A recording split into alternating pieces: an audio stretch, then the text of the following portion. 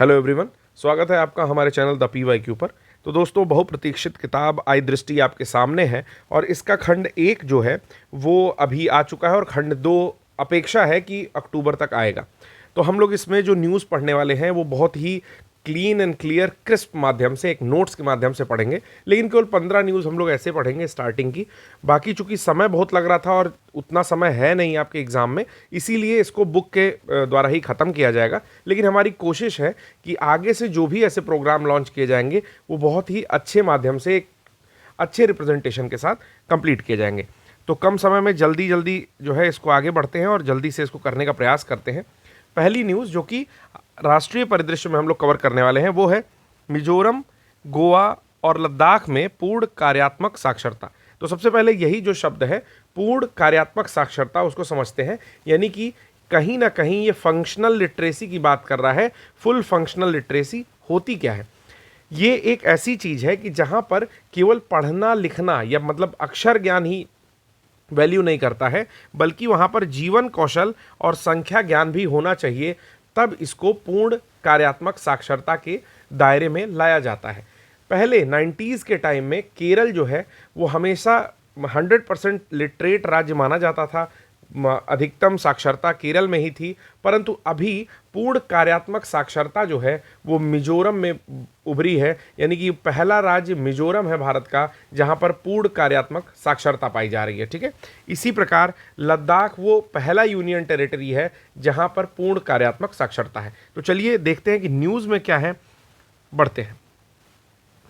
पहला पॉइंट है कि भारत सरकार की जो नई शिक्षा नीति थी जो 2020 में आई थी, उसका एक टारगेट था कि 2030 तक 100% वयस्क साक्षरता प्राप्त करेंगे हम लोग। ऐसा एक महत्वाकांक्षी एम्बिशियस लक्ष्य रखा गया था। इसको प्राप्त करने के लिए 2022 में उल्लास जो कि नव भारत साक्षरता कार्यक्रम है उसकी शुरुआत होती है। अब ये नव भारत साक्षरता कार्यक्रम क्या है? तो वो है NILP, new India literacy programme. Ullas क्या है?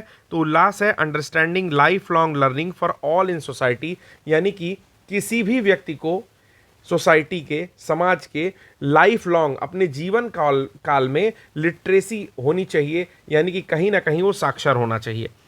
अब इसमें जो टारगेट रखा गया, 15 साल से अधिक आयु के करोड़ों नागरिकों को बुनियादी पढ़ना लिखना और अंक गणित सिखाने के लिए ये उल्लास और NILP, new India literacy programme बोलिए या नव भारत साक्षरता कार्यक्रम बोलिए, ये डेडिकेटेड है। अर्थात ये सिखाना चाहता है जो भी 15 साल से अधिक के करोड़ों नागरिक हैं जिनको नहीं आती अंक गणितीय क्रियाएं या लिखना पढ़ना बुनियादी रूप से नहीं आता है, उन्हें सिखाने के लिए ये जो है कार्यक्रम चलाया जा रहा था। तो यहाँ पर एक चीज़ इंपॉर्टेंट है कि उल्लास का फुल फॉर्म आप याद रखिएगा, understanding lifelong learning for all in society. Means आपको लाइफ लॉन्ग लर्निंग करनी है, उसकी समझ बनानी है, सोसाइटी के किसी भी तबके में हो आप, उसके लिए। अगली बात क्या है कि इस कार्यक्रम में टोटल 5 घटक हैं। पहला है आधारभूत साक्षरता एवं संख्यात्मक ज्ञान। यानी कि आपको बेसिक लिटरेसी होनी चाहिए और संख्या का ज्ञान होना चाहिए। मौलिक जीवन कौशल, जीवन कौशल से संबंधित जो भी मौलिक चीज़ें हैं वो पता होनी चाहिए। आपके पास एक बुनियादी शिक्षा अर्थात प्राइमरी तक की शिक्षा कम से कम होनी चाहिए। व्यावसायिक कौशल होना चाहिए कि जिस सेक्टर में आप काम कर रहे हो, लाइक आप बढ़ई हो, आप कुम्हार हो, आप कोई भी काम कर रहे हो व्यावसायिक कमर्शियल काम, तो आपको उसकी नॉलेज होनी चाहिए। और साथ में निरंतर शिक्षा ये भी होनी चाहिए। ठीक है, तो ये 5 घटक जो हैं ये कार्यक्रम से संबंधित हैं, इनसे भी प्रश्न पूछा जा सकता है। तो इन 5 घटकों को इसीलिए हमने अलग लिख दिया है। मिजोरम के बारे में बात करें तो आधुनिक भारत का पहला राज्य है जिसकी घोषणा 20 मई 2025 को की गई। तो इसे अंडरलाइन कर सकते हैं कि 20 मई 2025 को इसकी घोषणा हुई, जबकि 30 मई को गोवा दूसरा राज्य बना। अगर लद्दाख की बात करें तो 24 जून को तीसरा कोई भी राज्य या यूनियन टेरिटरी ये बनता है, परंतु ये पहली पूर्ण साक्षर प्रशासनिक इकाई है, यानी कि यूनियन टेरिटरी है।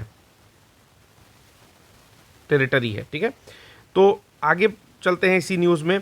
1990 के दशक की अगर बात की जाए दोस्तों, तो उस समय संपूर्ण साक्षरता अभियान शुरू हुआ था। उसमें केरल को ऐतिहासिक रूप से पहले 100% साक्षर राज्य कहा जाता था। लेकिन उल्लास नव भारत साक्षरता कार्यक्रम के आधिकारिक मानदंडों के तहत मिजोरम अब भारत का पहला राज्य है जिसे पूर्ण कार्यात्मक साक्षरता दर्जा हासिल है। यानी कि फुली फंक्शनल लिटरेसी स्टेट या लिटरेट स्टेट कह सकते हैं। वहीं जून 2025 में त्रिपुरा वो राज्य तीसरा राज्य बना जो कि पूर्ण कार्यात्मक साक्षर राज्य है। अब देखिए प्रश्न, अगर मैं पेपर सेट करूं तो कैसा सेट करूंगा? मैं कभी भी पहला दूसरा नहीं पूछूंगा, मैं पूछूंगा कि तीसरा वो भारत का कौन सा राज्य है जो पूर्ण साक्षरता यानी कि कार्यात्मक साक्षरता या फंक्शनल लिटरेसी प्राप्त कर चुका है। वहीं यूनियन टेरिटरीज के ऊपर भी ये प्रश्न पूछ लूंगा। तो ये 2-3 पॉइंट हैं। फिर बुनियादी जो इसमें घटक हैं 5 कार्यक्रम में एनआईएलपी के, उस पर भी प्रश्न पूछ सकता हूं। चलते हैं, जानते हैं कि कौन होगा पूर्ण कार्यात्मक साक्षर राज्य। नव भारत साक्षरता कार्यक्रम के अंतर्गत मिजोरम, गोवा, त्रिपुरा, लद्दाख पूर्ण कार्यात्मक साक्षर राज्य घोषित किए गए हैं। कार्यात्मक साक्षरता होती क्या है? सरकार ने साक्षरता की परिभाषा को केवल पढ़ना लिखना तक सीमित ना रखकर जीवन कौशल और संख्या ज्ञान तक विस्तृत कर दिया है। ऐसे राज्य जिनकी साक्षरता दर 95% से अधिक होगी उन्हें हम लोग पूर्ण कार्यात्मक साक्षरता या पूर्ण कार्यात्मक साक्षर राज्य कहेंगे। अब अगली जो न्यूज़ आती है वो है संविधान हत्या दिवस पर। संविधान हत्या दिवस किस दिन को मनाया जा रहा है? तो ये मनाया जा रहा है 25 जून 1975 के उपलक्ष्य में 25 जून को। तो पहली पॉइंट यही याद रखिएगा कि 25 जून जो है मित्रों वो यहाँ पर संविधान हत्या दिवस के रूप में मनाया जा रहा है। इस संविधान हत्या दिवस को कॉन्स्टिट्यूशन, एक सेकंड दोस्तों,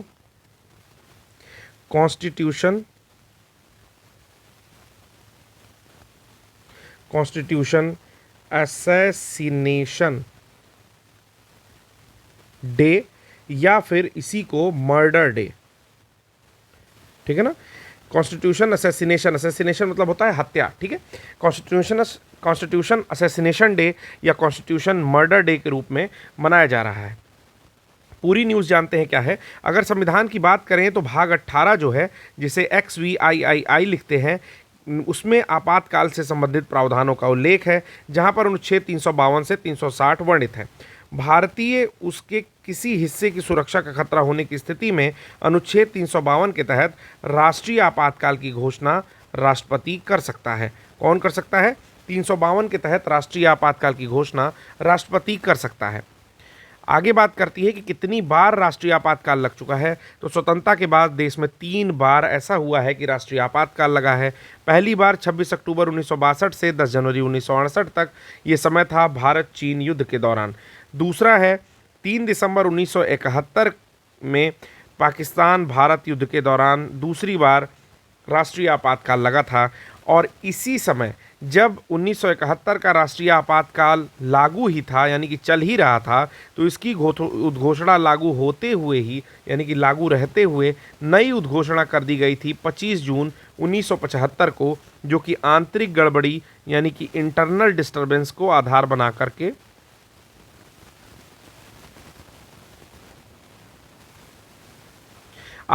करके दी गई थी, ठीक है ना। इसी कारण से इसकी काफ़ी बुराई होती है, क्योंकि पहले संविधान में इंटरनल डिस्टर्बेंस के बिहाफ पे आप राष्ट्रीय आपातकाल लगा सकते थे, परंतु अब उसको सशस्त्र विद्रोह के द्वारा रिप्लेस कर दिया गया है इस शब्द को, यानी कि जब तक आर्म्ड कॉन्फ्लिक्ट नहीं होता है तब तक ऐसे आप नहीं लगा सकते हैं। ये दोनों ही आपातकाल एक साथ मार्च 1977 में समाप्त कर दिए गए। तो बहुत सामान्य सी बातें लिखी हुई हैं, बिना लोड लिए समझना है कि 3 बार टोटल राष्ट्रीय आपातकाल लगा। राष्ट्रीय आपातकाल कब वर्णित है? तो आर्टिकल 352 में वर्णित है। और इसको किसकी सहमति से लगाया जाता है? तो राष्ट्रपति की सहमति से लगाया जाता है। मंत्रिमंडल इसमें मंत्रणा करती है, लेकिन सहमति राष्ट्रपति की होती है, ठीक है। जब इस राष्ट्रीय आपातकाल को लगा दिया जाता है तो टोटल 3 बार ऐसी चीज़ें मतलब ऐसी स्थिति हुई कि ये लगा। पहला लगा 26 अक्टूबर 1962 से लेकर के 10 जनवरी 1968 तक, डेट याद रखिएगा, भारत चीन युद्ध के दौरान। दूसरा भारत पाकिस्तान युद्ध के दौरान। और जब दूसरा 1971 3 दिसंबर को लगा हुआ आपातकाल अभी लागू ही था, वो चल ही रहा था, तो उसी दौरान 25 जून 1975 को आंतरिक गड़बड़ी के आधार पर जो है आपातकाल लगा दिया गया। ये राष्ट्रीय आपातकाल तीसरा राष्ट्रीय आपातकाल था, और ये दोनों ही यानी कि दूसरे और तीसरे आपातकाल को मार्च 1977 में समाप्त किया गया। बात करते हैं राजपत्रित अधिसूचना की कि किस प्रकार ये गजट में प्रकाशित हुआ, किस प्रकार अधिसूचना जारी हुई। प्रधानमंत्री नरेंद्र मोदी द्वारा 25 जून 2025 को संविधान हत्या दिवस पर लोकतंत्र के रक्षकों को श्रद्धांजलि दी गई। इस मौके पर प्रधानमंत्री के द्वारा बात करते हैं एक वर्ष पूर्व की, तो एक वर्ष पूर्व यहाँ पर 11 जुलाई 2024 को एक अधिसूचना जारी होती है, अर्थात एक ऑर्डर आता है इस दिन को मनाए जाने का, जब निर्णय लिया जाता है।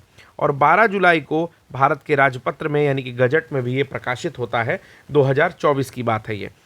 तत्कालीन केंद्र सरकार द्वारा यानी कि 1975 की केंद्र सरकार द्वारा सत्ता का घोर दुरुपयोग किया गया, ऐसी अधिसूचना 25 जून 1975 के संबंध में जारी की जाती है 2024 में। समझ में आ रहा है कि जो 1975 में हुआ 25 जून को, उससे संबंधित जो अधिसूचना है कि किस प्रकार सत्ता का घोर दुरुपयोग किया गया, वो आपका छपा 11 जुलाई 2024 को।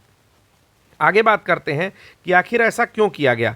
तो इसलिए सरकार ने ऐसा किया है कि इस माध्यम से लोगों को जागरूक किया जाए कि भविष्य में कभी भी सत्ता का घोर दुरुपयोग आदि यदि होता है तो उसका समर्थन नहीं करना है, यानी कि चुपचाप नहीं बैठे रहना है कि अगर कोई सत्ता का दुरुपयोग, घोर दुरुपयोग करता है, यहाँ पर एक शब्द है घोर दुरुपयोग करना। पिछली आपातकाल में लोकतंत्र की आत्मा का गला घोटा गया, ये भी इस गजट में लिखा गया, और लाखों लोगों को अकारण जेल में डाल दिया गया। तो वो लाखों लोग जो कि अकारण जेल में डाले गए, उन्होंने लोकतंत्र की रक्षा की, इसीलिए उन लोगों को श्रद्धांजलि भी प्रधानमंत्री मोदी जी द्वारा दी गई। अगला एक न्यूज़ इसी में और आता है जो हम लोग तीसरी न्यूज़ के रूप में भी पढ़ सकते हैं। न्यूज़ है हैदराबाद मुक्ति दिवस। तो आपको पहले थोड़ा सा इसका बैकग्राउंड बताता हूँ कि हैदराबाद के जो निज़ाम है वो स्वतंत्रता के बाद भी भारत में शामिल नहीं होते हैं, क्योंकि आपको पता होगा कि हमारी जो टोटल स्टेट्स थे भारत में, जो प्रिंसली स्टेट्स और अन्य जो राज्य थे, उनको मिला करके लगभग 550 या 600 के आसपास जो है टोटल राज्य हुआ करते थे। उनका धीरे धीरे विलयीकरण किया जाता है भारत में।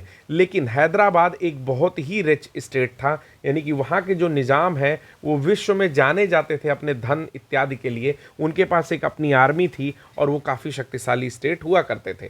तो जब भारत आज़ाद हो जाता है तो ये कहा जाता है हैदराबाद से कि वो भी शामिल हो जाए भारत में, लेकिन वो शामिल होने से मना कर देते हैं। वो ये कहते हैं कि मैं पाकिस्तान में चला जाऊंगा। मतलब सोचिए, भारत के बीच का हैदराबाद वो पाकिस्तान में कैसे जा सकता है। इसीलिए उसको मुक्त कराने के लिए एक ऑपरेशन चला था, जिस ऑपरेशन का नाम आप कई लोग जानते होंगे, फिर भी मैं उसको लिखे देता हूँ। नाम है ऑपरेशन पोलो। ठीक है, तो इसमें 2 व्यक्ति बहुत इंपॉर्टेंट हैं। भारत के अनेक राज्यों के भारत में जो विलीनीकरण हुआ उसके कारण कौन कौन इंपॉर्टेंट है, तो एक है सरदार पटेल और दूसरे हैं वाई.के. मेनन। ठीक है, चलिए अब न्यूज़ पर चलते हैं।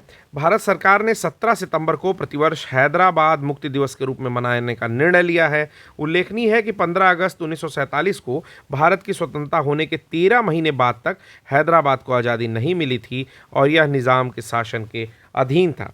यह क्षेत्र 17 सितंबर 1948 को ऑपरेशन पोलो नामक पुलिस कार्यवाही के बाद निज़ाम के शासन से मुक्त हो गया था। आप देख सकते हैं कि किस तरह से यहाँ पर लिखा हुआ है कि हैदराबाद सरेंडर एक्सेप्टेड, यहाँ पर Nizam wants to open new chapter. ठीक है, तो यहाँ पर जो निज़ाम है ये सरदार पटेल के सामने अपना प्रपोज़ल जो है एक्सेप्ट कर रहे हैं कि हम भारत में मिल जाना चाहते हैं। तो यही है ऑपरेशन पोलो। अगली जो खबर है आई दृष्टि की, वो खबर है कि देश का सबसे बड़ा ऑटोमोबाइल गति शक्ति मल्टी मॉडल कार्गो टर्मिनल। ठीक है, तो गति शक्ति मल्टी मॉडल कार्गो टर्मिनल क्या है, आज इसके बारे में संपूर्ण रूप से जानेंगे। देखिए, सबसे पहले समझिए कि ये जो कार्गो टर्मिनल है ये क्या होता है। कि कोई भी सामान, जैसे हमारे घर में भी जो सामान आता है या जो विदेशों से सामान आता है, वो 1 किलो 2 किलो आता नहीं है, वो हजारों टन्स में आता है। ठीक है, तो जब कोई विदेश से सामान आता है तो उसको एक स्थान से दूसरे स्थान ले जाने के लिए जो है हम लोग बेसिकली उन सामान के लिए कार्गो शब्द का प्रयोग करते हैं। ठीक है, तो कार्गो शब्द ये हो गया। फिर उनके लिए एक टर्मिनल बनाया जाता है। आपने कई सारी हॉलीवुड की मूवीज़ में देखा होगा कि एक कंटेनर जो है शिप से उठ के दूसरे कंटेनर में जा रहा है, बड़े बड़े क्रेन लगे हुए हैं। ठीक है, तो वो होता है कार्गो टर्मिनल। तो गति शक्ति मल्टी मॉडल कार्गो टर्मिनल यानी कि बहुत सारी जो सड़क इत्यादि कनेक्टिविटी है, सड़क है, रोड है, वायुयान है और जलयान है, सबको जोड़ा जा रहा है, उसको गति शक्ति के द्वारा जोड़ा जा रहा है। पीएम गति शक्ति एक योजना है जो कि वर्ष 2021 में प्रधानमंत्री के विजन के द्वारा आई थी। चलिए देखते हैं कि न्यूज़ है क्या एग्जैक्टली। तो ये एक ऐसी सुविधा है जहां विभिन्न माध्यमों से, जैसे सड़क, रेल, जल मार्ग और हवाई जहाज के बीच किसी सामान को सुविधापूर्वक और कुशलता से स्थानांतरित किया जाता है, यानी कि एक स्थान से दूसरे जगह तक आसानी से ले जाया जाता है। 17 जून को हरियाणा के गुरुग्राम में अश्विनी वैष्णव ने Maruti Suzuki India limited Manesar संयंत्र में देश के सबसे बड़े ऑटोमोबाइल गति शक्ति मल्टी मॉडल कार्गो टर्मिनल का उद्घाटन किया। तो अगर नाम भी पूछेगा तो केवल यही पूछेगा कि किसने किया, तो अश्विनी वैष्णव जो कि रेल मंत्री है उन्होंने किया। और नाम क्या है उसका, तो मारुति सुजुकी इंडिया लिमिटेड का जो मानेसर वाला प्लांट है वहीं पर ऑटोमोबाइल गति शक्ति मल्टी मॉडल कार्गो टर्मिनल का उद्घाटन हुआ है। यह 10 किलोमीटर से समर्पित रेल लिंक के माध्यम से पटली रेलवे स्टेशन से जुड़ा हुआ है। तो सही सीधी सी बात है कि किसी ना किसी रेलवे स्टेशन से जुड़ा होना ही चाहिए उस कार्गो टर्मिनल को।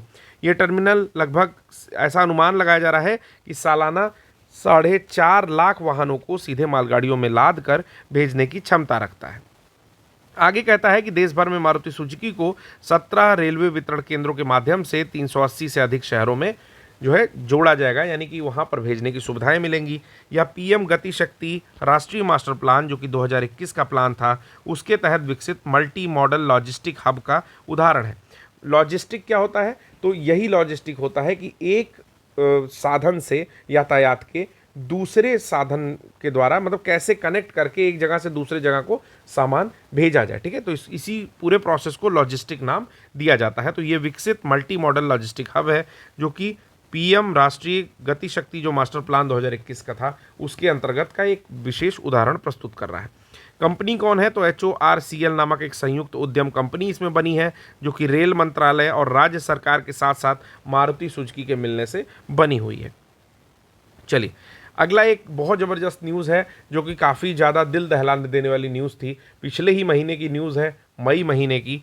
नाम है air India dream liner AI-171। तो आपको पता होगा कि अहमदाबाद से उड़ने वाली ये प्लेन जो कि लंदन को जा रही थी, ये दुर्घटनाग्रस्त हो जाती है और बीजे मेडिकल कॉलेज पर जाकर के गिर जाती है और उसमें लगभग 300 प्लेन में बैठे हुए लोग लगभग, ठीक है, और शेष जो है उस हॉस्टल में पढ़ने वाले डॉक्टरी के बच्चे, उनकी डेथ हो जाती है। तो नाम है बोइंग 787 की 8 ड्रीम लाइनर। ये 12 जून को, कितने जून को, तो 12 जून को, सबसे पहले डेट याद करिए क्योंकि डेट से प्रश्न पूछा जा सकता है। एयर इंडिया से उड़ान भरता है, अहमदाबाद में मैदानी नगर स्थित रिहायशी इलाके में दुर्घटनाग्रस्त हो जाता है। तो बात करते हैं, अहमदाबाद से लंदन के लिए फ़्लाइट जा रही थी। फ़्लाइट का समय 1:38 था। विमान में 242 लोग बैठे थे जिसमें 230 यात्री और 12 क्रू मेंबर थे। विश्वास कुमार रमेश एकमात्र बचे जीवित यात्री हैं, तो इनका नाम आप जरूर याद रखेंगे क्योंकि ये बहुत ज़्यादा महत्वपूर्ण हो जाता है। विश्वास कुमार रमेश जो है एकमात्र बचे जीवित यात्री हैं। आगे पॉइंट देखते हैं, आगे कहता है कि इसमें जो पूर्व मुख्यमंत्री थे गुजरात के, विजय रूपानी, वो भी बैठे हुए थे और उनकी भी डेथ हो जाती है। ये विमान जाकर के गिरता है बीजे मेडिकल कॉलेज या ब्याराम जी भोय मेडिकल कॉलेज की इमारत हॉस्टल पर जाकर के गिर जाता है। इसकी जांच कौन कर रहा है, तो जो विमानन महानिदेशालय यानी कि DGCA है और विमान दुर्घटना अन्वेषण ब्यूरो अर्थात AAIB है, वो इस हादसे की विस्तृत जांच में जुटे हैं। साथ में अमेरिकी कंपनियां भी आना चाहती थीं क्योंकि बोइंग वहीं का एक जहाज़ है जो आज तक जो है कभी भी दुर्घटनाग्रस्त नहीं हुआ था। 2011 में ये कमर्शियलाइज हुआ था और उसके बाद से आज तक ये बढ़िया उड़ रहा था।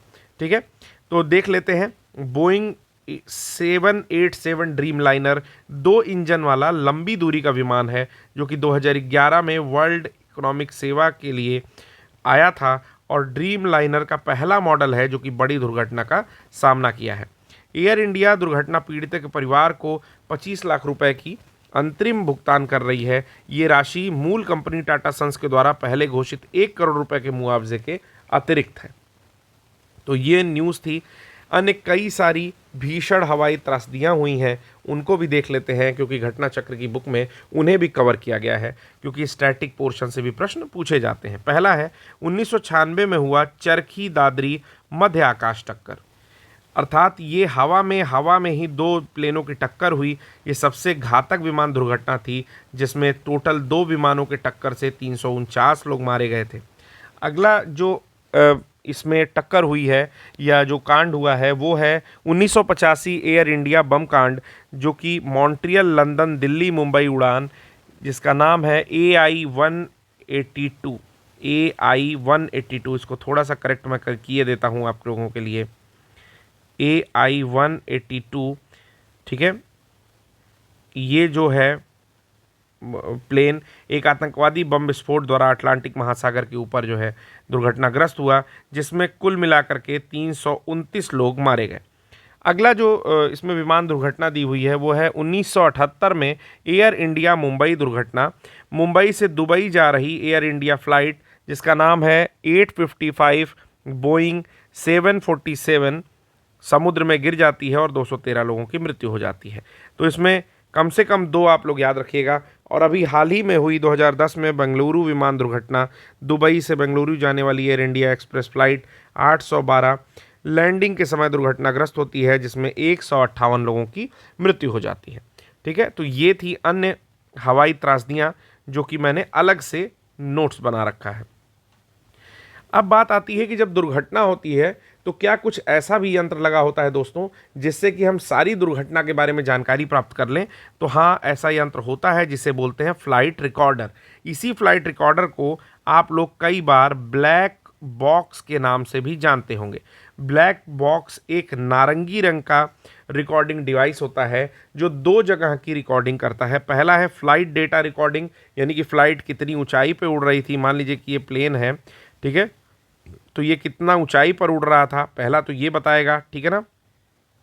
कितनी स्पीड से उड़ रहा था, क्या क्या एंगल है, क्या मतलब जितनी फ्यूल का क्या लेवल है, ठीक ना, कौन सा मीटर कहाँ था, जितनी भी चीज़ें 36 तो लगी होती हैं, सबके बारे में जानकारी देता है फ्लाइट डेटा रिकॉर्डर। दूसरा है कॉकपिट वॉइस रिकॉर्डर। आपने देखा होगा कि जो प्लेन होता है, प्लेन के अगले हिस्से में यहाँ पर पायलट और यहाँ पर को पायलट बैठे होते हैं और यहाँ कुछ हैंडल वैंडल लगा होता है जिसको ये लोग चलाते रहते हैं, दोनों लोग बारी बारी, और बाकी जहाँ भी देखेंगे वहाँ ही मीटर लगा होता है। तो ये जो दोनों आदमी बैठे रहते हैं, ठीक ना, इसी के पूरे हिस्से को जो मैंने आगे का बताया है इसको बोलते हैं कॉकपिट, ठीक है ना। कॉकपिट में कि जो क्रू मेंबर में से खासकर जो पायलट है वो क्या आपस में बात कर रहे हैं, उनकी कैसी स्थिति है, दुर्घटना से पहले वो किस तरह की चीज़ें व्यक्त कर रहे हैं, इस सब की रिकॉर्डिंग जो है कॉकपिट वॉइस रिकॉर्डर में होता है। अब बात आती है कि क्या ये छोटा सा ब्लैक बॉक्स जो कि एक इलेक्ट्रॉनिक रिकॉर्डिंग उपकरण है, क्या ये दुर्घटना में बच जाता है? तो बिल्कुल बच जाता है। अब उसकी क्षमता देखिए, ये जो है 1000 डिग्री सेंटीग्रेड से अधिक तापमान झेल सकने की क्षमता रखता है, अर्थात पूरा प्लेन जल जाता है, 500, 600, 800 डिग्री सेंटीग्रेड तक टेम्परेचर हो जाता है, फिर भी उस ब्लैक बॉक्स को कुछ नहीं होता है, ठीक है। दूसरी चीज़ कि चूंकि वो अर्थ की ग्रेविटी जी होती है तो वो 3400 जी तक की टक्कर को सह सकता है, अर्थात एक हाई लेवल के झटके को वो महसूस कर सकता है और उसे कोई परेशानी उससे नहीं होती है, ठीक है।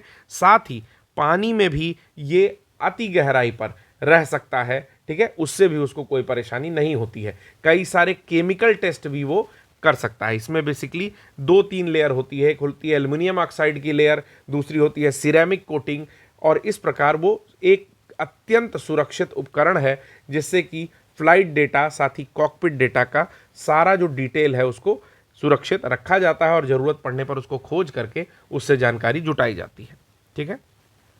चलिए, अगली जो न्यूज़ है वो बहुत ज़्यादा महत्वपूर्ण है, बहुत ज़्यादा चर्चा में रही, तो उसमें जो महत्वपूर्ण चीज़ें हैं उतनी चीज़ें हम लोग यहाँ पर अभी देख लेंगे। क्या बातें कह रही हैं इसको पहले देखना स्टार्ट करते हैं कि जातिगत जनगणना, ठीक है ना, केंद्र सरकार ने दे दी है कि जातीय जनगणना कर लेंगे।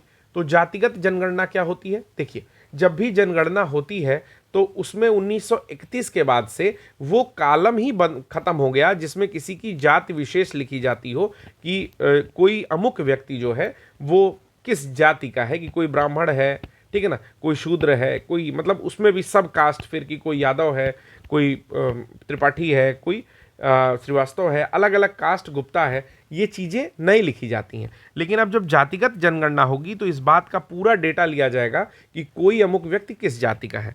तो इससे क्या आशा है कि देश भर में विभिन्न जाति समूहों की आबादी का सर्वेक्षण, कि कौन किस जाति या आबादी का है या किस जाति समूह का है, 1931 की जनगणना के बाद से जातिगत आंकड़े नियमित जनगणना में शामिल नहीं किए गए, यानी कि जो भी नियमित जनगणना 10 वर्ष पर होती थी उसमें जातिगत आंकड़े नहीं शामिल किए जाते थे। ये एक संवेदनशील लेकिन महत्वपूर्ण जनसांख्यिकी अभ्यास है, यानी कि ये बहुत ही जरूरी एक जो है प्रैक्टिस है। आगामी जनगणना 2027 में जातियों की गणना के लिए एक ऐतिहासिक निर्णय लिया गया है जिसमें सामाजिक न्याय की नीतियों को दशा मिल सके। अब देखिए कैसे सामाजिक न्याय की नीतियों को दशा मिलेगा मित्रों। तो बात यह है कि जब आप किसी जाति विशेष के बारे में जानेंगे कि अगर यहाँ पर 4 जातियाँ दी हुई हैं, ठीक है, और आपको पता है कि इनका जो है परसेंटेज कम है और इनको उतनी सुविधाएं भी नहीं मिल रही हैं, ठीक है, या ये जातियों का परसेंटेज बहुत अधिक है और अधिक सुविधाएं भी ले रहे हैं, ठीक है, तो उसी प्रकार से जो भी नीतियां होंगी वो आच्छादित की जाएंगी कि इनको पूरी तरह आच्छादित करेंगे और उनको उतना ही देंगे जितनी ज़रूरत है। यानी कि जो भी ऐसी जातियाँ हैं जो कि कम लाभान्वित होती हैं सरकारी योजनाओं से, उनको लाभ पहुँचाने का एक अच्छा मौका है ये। चलिए, इसमें अच्छी और बुरी यानी कि प्रोज एंड कॉन्स दोनों होते हैं और किसी भी योजना में होते हैं, तो हमें पॉजिटिव माइंड से उस बारे में सोचना है कि सच में जो जातियां जिनको लाभ मिलना चाहिए और जो पीछे हैं उन्हें जरूर लाभ मिलना चाहिए, और इसीलिए ये योजनाएं न्याय संगत रूप से आनी चाहिए। जनगणना जो है वो संघ सूची का विषय है, जो कि संविधान के अनुच्छेद 246 सातवीं सातवीं अनुसूची के सूची 69 में इसका वर्णन है। जनसंख्या अधिनियम 1948 एवं नियम 1990 के तहत इसे प्रतिबंधित किया जाता है।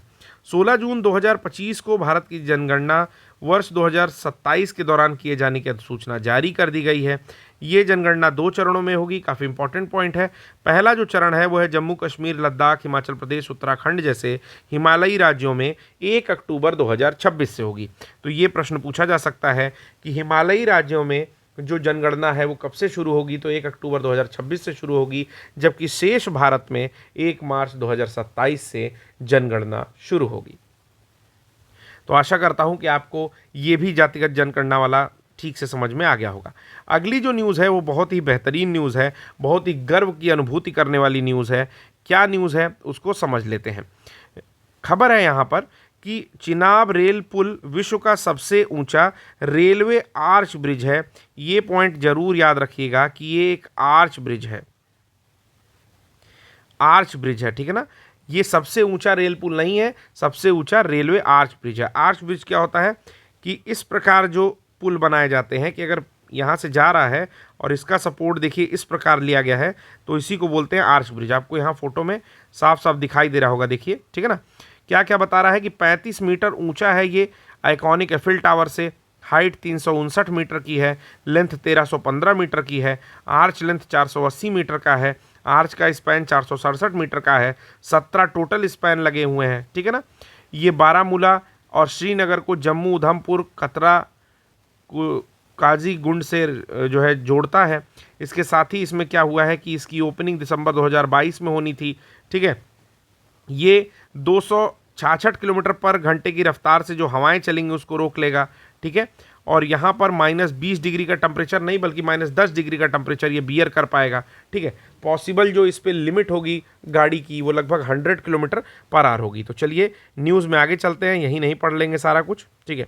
और ये जो PDF है मित्रों, ये आपको हमारे चैनल पर मिल जाएगा। चैनल का नाम शायद आपको पता ही चल गया होगा, फिर भी मैं आपको बता देता हूँ कि द PYQ चैनल का नाम है, जो मैं यहाँ पर आपके लिए लिख दे रहा हूँ, द PYQ, ठीक है। आप हमें मेल कर सकते हैं thepyq4u@gmail.com पर, और हमारे टेलीग्राम को भी ज्वाइन कर सकते हैं, ठीक है। आपको हमारे YouTube चैनल पर ही टेलीग्राम की लिंक मिल जाएगी। चलिए आगे चलते हैं कि ये कहाँ स्थित है। तो रियासी ज़िले में स्थित है। कश्मीर का एक ज़िला है रियासी डिस्ट्रिक्ट, वहाँ पर स्थित है। और चिनाब नदी पर बना ये पुल है जिसकी ऊंचाई टोटल 359 मीटर है। इसकी लंबाई 1315 मीटर है। यह पुल भारतीय रेलवे की उधमपुर श्रीनगर बारामूला रेल लिंक, जिसको USBRL कहते हैं, उसका महत्वपूर्ण भाग है। ये 8 रिक्टर स्केल तक की भूकंप की गतिविधियों को झेल सकता है और 260 किलोमीटर प्रति घंटे की रफ्तार से बहने वाली तेज हवाओं को भी। साथ ही यह -10 डिग्री सेंटीग्रेड के न्यूनतम तापमान और 40 डिग्री के अधिकतम तापमान को भी सहन कर सकता है। अगर आगे बात करें तो 120 वर्षों के लिए इसको इतना मजबूत बनाया गया है कि 120 वर्षों तक चलेगी ये पुल। इसके साथ ही इसमें एक विशेष टाइप के स्टील, जिसको स्ट्रक्चर स्टील कहते हैं, उसका उपयोग किया गया है। कोंकण रेलवे कारपोरेशन के साथ साथ कई सारी आईआईटीज़ और डीआरडीओ का भी सहयोग के द्वारा इसे निर्मित किया गया है। अगर बात करें कि कब इसका उद्घाटन हुआ, तो इस पुल का उद्घाटन 6 जून 2025 को प्रधानमंत्री नरेंद्र मोदी द्वारा किया गया। तो डेट याद रखिएगा, क्योंकि फंसाने के लिए डेट दे सकती है। 6 जून, 16 जून, 26 जून और 26 मई, इस प्रकार चीज़ों को दिया जा सकता है। तो 6 जून 2025 को प्रधानमंत्री नरेंद्र मोदी द्वारा इस पुल का उद्घाटन किया गया। इसकी स्ट्रक्चरल डिटेलिंग के लिए सबसे अत्याधुनिक टेक्ला सॉफ्टवेयर का इस्तेमाल किया गया। तो टेक्ला सॉफ्टवेयर को मैं एक बार और लिख दे रहा हूँ कि TECLA, I think, Tekla software जो है सबसे एडवांस सॉफ्टवेयर है, जिसके प्रयोग के द्वारा इसकी स्ट्रक्चरल डिटेलिंग की गई है। ठीक है, ये विश्व में अपने आप में एक अद्भुत ऊंचाई पर बना हुआ ब्रिज है। इसकी डिज़ाइन और निष्पादन में, यानी कि जो रेशियो होता है उसमें उच्च स्तर की सटीकता टेक्ला सॉफ्टवेयर के कारण संभव हुई है। एफिल टावर से 35 मीटर ऊंचा लंबा है और 1486 करोड़ रुपए की परियोजना की लागत से बना है। आपको एक और जानकारी दे देता हूं कि इसका जो बनने की मंजूरी है वर्ष 2023 में ही तत्कालीन प्रधानमंत्री अटल बिहारी वाजपेयी के द्वारा दे दी गई थी। अच्छा, इसी दिन, जिस दिन 6 जून 2025 को प्रधानमंत्री मोदी जी द्वारा इस आर्च ब्रिज का उद्घाटन किया गया, उसी दिन केबल स्टे रेल ब्रिज, जिसको अंजी ब्रिज बोल रहे हैं, उसका भी उद्घाटन किया गया। तो कभी ये भी पूछ सकता है कि अंजी ब्रिज का उद्घाटन किस दिन किया गया, तो डेट बिल्कुल मित्रों याद रखेंगे कि 6/6/2025 को इस अंजी ब्रिज का भी उद्घाटन किया गया है। चलते हैं आगे, इस न्यूज़ में देखते हैं क्या है। तो विश्व के अन्य सर्वाधिक ऊंचे रेलवे ब्रिजों की बात की जाए तो क्या है, दादुहे रेलवे ब्रिज सिचुएन चीन में 380 मीटर ऊंचा, लेकिन ये आर्च ब्रिज नहीं है, ये पॉइंट याद रखना है। ये ऊंचा ब्रिज तो है, लेकिन ये आर्च ब्रिज नहीं है, ये पॉइंट याद रखना है। नाम है दादुहे। दूसरा है नाजीहे रेलवे ब्रिज, ये भी आपका चीन में स्थित है, 310 मीटर लंबा है। जियांग जीहे रेलवे ब्रिज, ये भी चीन में है, 298 मीटर लंबा है। और अंतिम जो यहाँ पर ब्रिज है उसका नाम है बेईपान जियांग रेलवे ब्रिज, ठीक है, जो कि किंगलांग प्रांत में स्थित है। ठीक है, तो ये पॉइंट भी आप याद रख सकते हैं, बॉक्स में दिया हुआ पॉइंट था, आप इसको खोज सकते हैं पेज नंबर 23 के ऊपर। चलिए, अगली न्यूज़ जो हम लोग देखने जा रहे हैं वो है घाटमपुर ताप विद्युत परियोजना इकाई 1। ठीक है, तो ये कौन सी परियोजना इकाई है उसका भी नाम लिख देता हूँ, घाटमपुर ताप विद्युत परियोजना इकाई 1। यहाँ पर टोटल 3 इकाइयाँ बननी हैं, जो कि सब की सब 660 मेगावाट की हैं, और तीनों मिला करके 1980 मेगावाट क्षमता की ये इकाइयाँ बन जाएंगी। क्या होता है ताप विद्युत परियोजनाएं? ताप विद्युत परियोजनाएं कोयला आधारित सुपर क्रिटिकल बिजली संयंत्र होते हैं, यानी कि कोयले के द्वारा जो है बिजली उत्पादन किया जाता है। तो घाटमपुर स्थित कहाँ है? तो घाटमपुर कानपुर जिले में उत्तर प्रदेश में स्थित है, और 3 परियोजनाएं यहाँ पर बनेंगी जो सब की सब 660 मेगावाट की होंगी, और टोटल क्षमता इसकी तीनों प्लांट की हो जाएगी 1980 मेगावाट क्षमता। केंद्र सरकार का एक उद्यम है जिसका नाम है NLC इंडिया लिमिटेड, और उत्तर प्रदेश सरकार का UPRVUNL, इसके संयुक्त उपक्रम से घाटमपुर ताप विद्युत परियोजना इकाई 1 को शुरू किया जा रहा है। नरेंद्र मोदी द्वारा राष्ट्र को इसे समर्पित किया गया है, और 30 मई, ठीक करिएगा इसे, 30 मई 2025 को इसे नवेली Uttar Pradesh power limited NUPPL संयुक्त उद्यम कंपनी से संचालित किया जा रहा है। बात ये खास है कि इस परियोजना में 75% बिजली उत्तर प्रदेश को और शेष 25% बिजली असम राज्य को आवंटित की गई है। तो देखिए, प्रश्न यहाँ से पूछने की बहुत ज़्यादा संभावना है, क्योंकि एक उत्तर प्रदेश है और असम उससे काफ़ी दूर है, फिर भी जो बिजली आवंटन है वो असम को 25% किया गया है, किसी भी बगल के स्टेट को, यानी कि बिहार को या आपके मध्य प्रदेश को या ऊपर आपके उत्तराखंड को या अन्य आसपास के किसी भी स्टेट को, राजस्थान को, झारखंड को नहीं किया गया है। ये किसको बिजली दी जा रही है 25%? तो असम राज्य को दी जा रही है। तो ये भी पॉइंट जो है थोड़ा सा बोल्ड कर लेंगे और अपने दिमाग में रख लेंगे कि ये जो आपकी घटमपुर बिजली संयंत्र है उससे 25% बिजली जो है वो असम को दी जाएगी, शेष 75% बिजली जो है उसका उपभोग उत्तर प्रदेश करेगा। परियोजना की कुल लागत का रुपया लिखा हुआ है, बहुत ज़्यादा है। 2 इकाइयाँ 2026 तक प्रारंभ होने की उम्मीद है और अगर इसका पूर्ण संचालन होगा तो 14,000 मिलियन यूनिट ये वर्ष में उत्पन्न करेगा। यहाँ पर कोयले से जुड़ा जो वो होता है, आवंटन होता है, ब्लॉक आवंटन होता है, वो किस कोल आवंटन किया गया है? तो ये झारखंड राज्य के दुमका जिले में स्थित पचवारा साउथ कोल ब्लॉक का आवंटन इसके लिए किया गया है। यानी कि घटमपुर के लिए यहाँ से कोयला आ रहा है झारखंड राज्य के दुमका जिले में स्थित पचवारा साउथ कोल ब्लॉक से। चलते हैं मित्रों, अगली खबर देखते हैं। अगली खबर है लोक माता देवी अहिल्याबाई महिला सशक्तिकरण महासम्मेलन। तो मध्य प्रदेश की रहने वाली अहिल्याबाई थी। इनके 300वीं जयंती के उपलक्ष्य में प्रधानमंत्री नरेंद्र मोदी द्वारा मध्य प्रदेश की राजधानी भोपाल में लोक माता देवी अहिल्याबाई महिला सशक्तिकरण महासम्मेलन आयोजित हुआ और उसमें प्रधानमंत्री मोदी जी द्वारा भाग लिया गया। तो इस सम्मेलन में 2 विशेष कार्य हुए। पहला हुआ कि इस अवसर पर डाक टिकट जारी किया गया और इसके साथ एक विशेष स्मारक सिक्का जो कि 300 रुपये का था वो भी जारी किया गया। इतिहास में ऐसा पहली बार हुआ है कि 300 रुपये मूल्य का कोई सिक्का जारी हुआ है। ठीक है, अभी मैं आपको सिक्का भी दिखाऊंगा।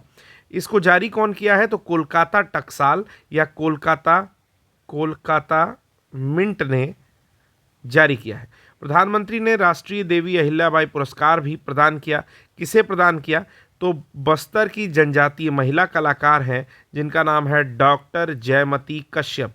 तो नाम भी याद रखिएगा, डॉक्टर जयमती कश्यप। इन्हें अहिल्याबाई पुरस्कार या राष्ट्रीय देवी अहिल्याबाई पुरस्कार दिया गया। ठीक है, चौथा जयंती था तो ये 300वीं जयंती के उपलक्ष्य में दिया गया।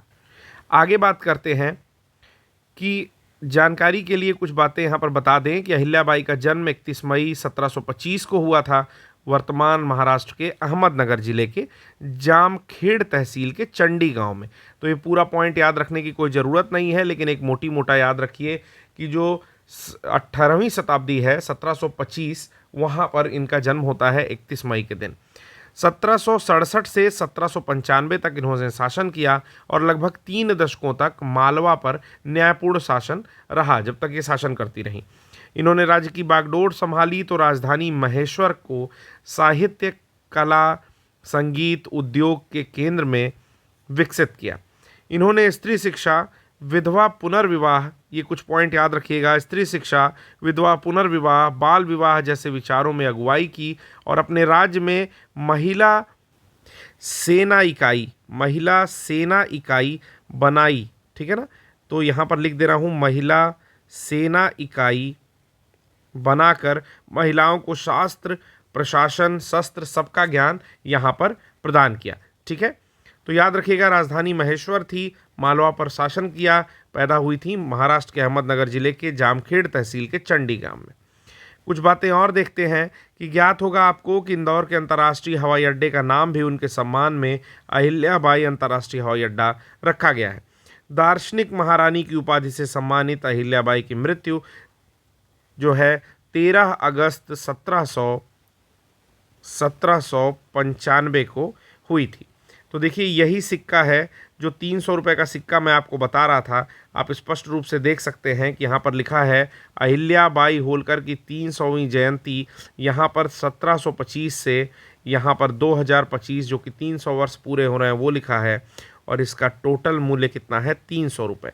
ठीक है, चलिए अगली जो न्यूज़ है वो बहुत इंपॉर्टेंट है। अगली न्यूज़ है ताप्ती बेसिन मेगा रिचार्ज परियोजना। तो नाम से भी थोड़ा थोड़ा आप लोगों को क्लियर हो रहा होगा कि ये जो है मेगा रिचार्ज की बात कर रहे हैं। किसके बेसिन की? तो ताप्ती बेसिन की। यहाँ पर आता है वेस्ट फ्लोइंग और ईस्ट फ्लोइंग रिवर। तो वेस्ट फ्लोइंग मतलब ये वैसी नदी है जो कि भारत में पश्चिम के तरफ फ्लो करती है। इसमें और भी कई नदियां हैं, जिसमें एक माही आती है, एक नर्मदा आती है, एक ताप्ती आती है। ठीक है, साउथ की भी कुछ नदियां आती हैं, तो उसमें 2 बड़ी नदियां हैं जिसमें एक ताप्ती है। ठीक है, चलिए देखते हैं ये पूरी परियोजना और ये पूरी न्यूज़ क्या है। तो जो ताप्ती नदी है वो उसको रिचार्ज करने की परियोजना बन रही है। तो यहाँ पर 2 राज्य के मध्य ये रिचार्ज प्लान है, अर्थात इसमें पानी जो है ज़्यादा करने की प्लान बन रही है। कैसे? महाराष्ट्र और मध्य प्रदेश के मध्य जो है ये प्लान है। निकलती कहाँ से है? तो आपको दिखाई दे रहा होगा, ये सतपुड़ा हिल है। ठीक है ना, यहीं पर से ताप्ती ये बैतूल के आसपास से निकल करके और इधर वेस्ट फ्लोइंग कर रही है। इसका उद्देश्य क्या है इस परियोजना का? कि जल संकट से जो जूझ रहे हैं क्षेत्र, वहाँ पर भूजल स्तर बढ़ाकर सिंचाई और पेयजल आपूर्ति को सुदृढ़ करना है। यानी कि सिंचाई के लिए एम्पल अमाउंट ऑफ वाटर, एक पर्याप्त मात्रा में पानी, और उसके साथ साथ पेयजल के लिए भी पर्याप्त मात्रा में पानी प्राप्त करेंगे। कैसे प्राप्त करेंगे? तो कोई और मेथड नहीं बल्कि भूजल स्तर को बढ़ाएंगे। चलिए, ये परियोजना 10 मई 2025 को ताप्ती बेसिन मेगा रिचार्ज परियोजना के रूप में दोनों राज्यों के मुख्यमंत्री जो हैं उन लोगों ने आपस में समझौता किया और इस समझौते के रूप में ये परियोजना सामने आई है। इसमें ताप्ती नदी की कितनी धाराओं को? तो 3 धाराओं को विकसित किया जाएगा, ये पॉइंट याद रखिएगा। इस परियोजना को विश्व की सबसे बड़ी भूजल पुनर्भरण योजना कहा गया है। तो याद रखिएगा, सबसे बड़ी भूजल पुनर्भरण योजना इसको कहा गया है। ठीक है ना, मतलब क्योंकि इसमें जो है भूमि के जल को फिर से भरने की बात कर रहे हैं, यानी कि बात हो रही है वाटर हार्वेस्टिंग की। इसकी लागत 90% भारत सरकार वहन करेगी और शेष 10% में मध्य प्रदेश और महाराष्ट्र वहन करेगा। तो प्रश्न यहाँ से भी पूछा जा सकता है कि इसकी कुल लागत का कितना प्रतिशत महाराष्ट्र और मध्य प्रदेश सरकार वहन करेगी। प्रश्न कुछ इस तरह से बनाएगा कि जो ताप्ती बेसिन मेगा रिचार्ज परियोजना है उसमें 50% योगदान केंद्र का होगा, शेष 50% में से क्रमशः 25-25% दोनों राज्यों का होगा। तो आपको पता है कि ये गलत स्टेटमेंट मैं बता रहा हूँ और आप बड़े आराम से इसको टिक कर सकते हैं। ठीक है, केन बेतवा लिंक परियोजना पार्वती काली सिंध चंबल लिंक परियोजना के बाद ये जो है तीसरी परियोजना है। ठीक है ना, ये तीसरी परियोजना है जो कि आपके मध्य प्रदेश में है। तो पहला है केन बेतवा लिंक परियोजना, दूसरा है पार्वती काली सिंध चंबल लिंक परियोजना। ठीक है, ताप्ती नदी जो है मध्य प्रदेश की हालिया वर्षों में तीसरी प्रमुख अंतर राज्य नदी जल परियोजना है। ठीक है, आपको एक बात और जानकारी के लिए बता दूं कि जो केन बेतवा लिंक परियोजना है ये बहुत ज़्यादा न्यूज़ में थी। तो यहाँ से जो केन नदी है वो कहाँ से होकर के गुजरती है? तो जो पन्ना टाइगर रिजर्व है, ठीक है, उसके ठीक बीच से, या बीचों बीच से भी नहीं, मतलब इधर उसी के बीच से जो है होकर के गुजरती है। तो ये तो खुद का देखा हुआ मेरा अनुभव है। तो वहाँ पर काफ़ी ज़्यादा डिवास्टेशन होगा अगर ये परियोजनाएं धरातल पर आती हैं। ठीक है, हालांकि बुंदेलखंड को उससे पानी मिल जाएगा। केन बेतवा मध्य प्रदेश एवं उत्तर प्रदेश के बीच पहली नदी जोड़ो परियोजना थी जिसे राष्ट्रीय परियोजना का दर्जा मिला था। ताप्ती बेसिन मेगा रिचार्ज परियोजना परंपरागत बांध निर्माण से हटकर भूजल पुनर्भरण द्वारा जल संरक्षण को प्रोत्साहित करती है, यानी कि कहीं ना कहीं वाटर हार्वेस्टिंग की बात ये कर रही है। चलिए, अगला कहता है कि मध्य प्रदेश एवं राजस्थान के बीच पार्वती काली सिंध चंबल लिंक परियोजना थी जिसे संशोधित करके पूर्वी राजस्थान नहर परियोजना के साथ जोड़ दिया गया है। ताप्ती नदी की यदि बात करें तो 724 किलोमीटर यह लंबी नदी है जो कि मध्य प्रदेश के बैतूल जिले के मुल्ताई क्षेत्र में सतपुड़ा पर्वत से निकलती है। और इसकी प्रमुख नदियों की बात करें तो पूर्णा, गिरना, पंजरा, अनेर, ये जो है इसकी सहायक नदियां हैं। तो इसमें जो एक अतिरिक्त इम्पॉर्टेंट पॉइंट है वो यहाँ पर ताप्ती नदी की सहायक नदियों के ऊपर पूछा जा सकता है प्रश्न कि गिरना, पंजरा और अनेर किसकी सहायक नदियां हैं, क्योंकि पूर्णा थोड़ी ज़्यादा फेमस है तो उसका नाम फिर भी लोग बता सकते हैं। ठीक है, तो ताप्ती नदी से ये प्रश्न आने का भी स्टैटिक में संभावना है। चलते हैं अगले प्रश्न पर। तो यहाँ हमको लगता है कि हम लोगों ने जितना बनाया था वो टोटल यहाँ पर ख़त्म हो चुका है। ठीक है, और आशा करता हूँ कि आपको लेक्चर पसंद आया होगा। हमने कोशिश की है कि इसमें कम गलतियाँ रहें, कम समय में इसको बनाने का प्रयास किया है। और इसके अतिरिक्त जो लेक्चर आएगा, अगर हमारी टेक्निकल टीम सही समय पर इस चीज़ों को बना देती है तो हम लोग समुचित रूप से इसी तरह से लेक्चर लाएंगे। और अगर वो बनाने में थोड़ी बहुत नाकामयाब रहती है तो कोई भी घबराने की ज़रूरत नहीं है। हम लोग लेक्चर जो है सीधे पीडीएफ से पढ़ लेंगे, लेकिन पीसीएस के एग्ज़ाम को टारगेट करते हुए इस सारे लेक्चर को आने वाले जो भी करंट अफेयर्स के हम लोग की सीरीज़ होगी, चाहे वो डेली करंट अफेयर्स हो या मंथली करंट अफेयर्स हो, उसे ऐसे ही अच्छे पीपीटी के माध्यम से पढ़ने की कोशिश करेंगे। आप बताइएगा कि आपको लेक्चर कैसा लगा। साथ में ही दो बातें, कि पहला कि ये लेक्चर कैसा लगा वो हमें लाइक के माध्यम से बताइए या फिर कमेंट के माध्यम से बताइए, क्योंकि और कोई जरिया नहीं है। दूसरा, अगर आप इस पीडीएफ को चाहते हैं तो आप ज्वाइन कर सकते हैं हमारा the PYQ for you Telegram channel,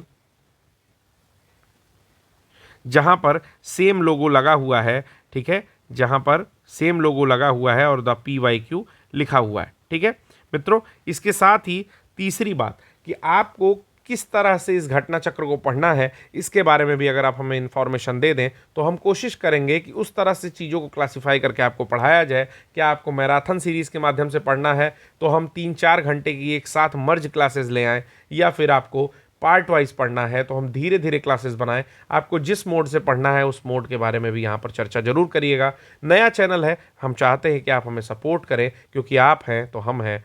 जय हिंद।